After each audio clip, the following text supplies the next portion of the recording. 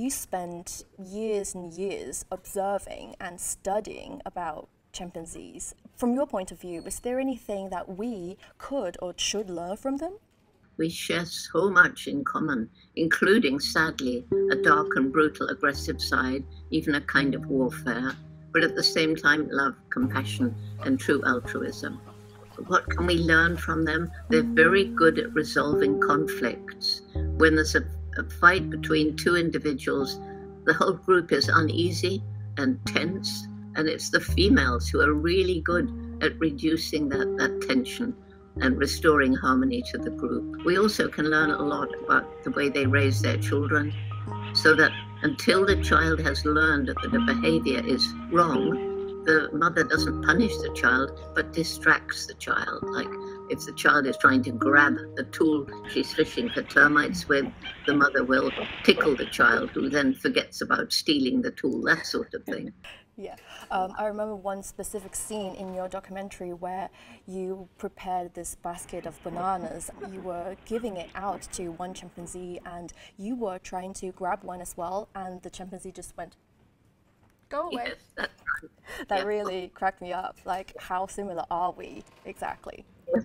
That was a gravy, the first chimpanzee to lose his fear of me, because for 4 months they ran away. They just vanished into the forest. So when, like you said, David Greybeard let you approach him, what was on your mind at that very moment?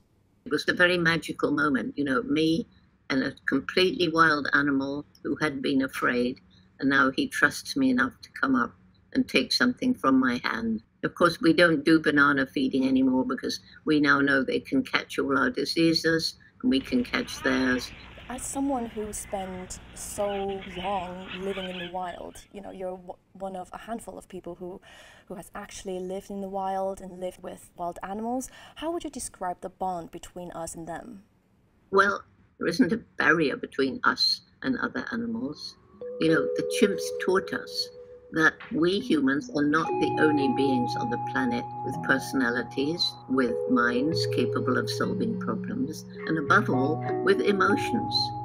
Unfortunately, in most places now, either people are afraid of various kinds of wild animals, or mostly animals feeling fear of humans for good reason, because we've been hunting them, cutting down their habitat. It's not surprising they fear us. One way that we can overcome this is through education, helping young people understand that wild animals aren't out to harm us. Until you experience something and get to understand it, you have no reason to want to help and conserve. Once young people begin to understand they're part of the natural world, they need also to know that we depend on it. Food, water, air, just about everything comes from the natural world, but it comes from healthy ecosystems. And it's the ecosystems that we're destroying as we lose species after species after species. That's what's got to stop. So now that the International Day for Biological Diversity is just around the corner, and this year's theme is From Agreement to Action, Build Back Biodiversity. And China in recent years has taken some significant steps. What kind of changes or progress have you seen in China's effort towards this problem? Well, I've seen a big change because I first started coming to China in the mid-1990s. And basically, my first visit coincided with the first time that the government made the protection of the environment important. And that was after some great flood. And since then, I've seen more and more groups protecting different kinds of animals, forests restored. Example, the giant panda, which was almost extinct, and now the numbers have gone up. More and more people are aware, and that's so key. There are many courageous women in China who are committed to protecting nature like you.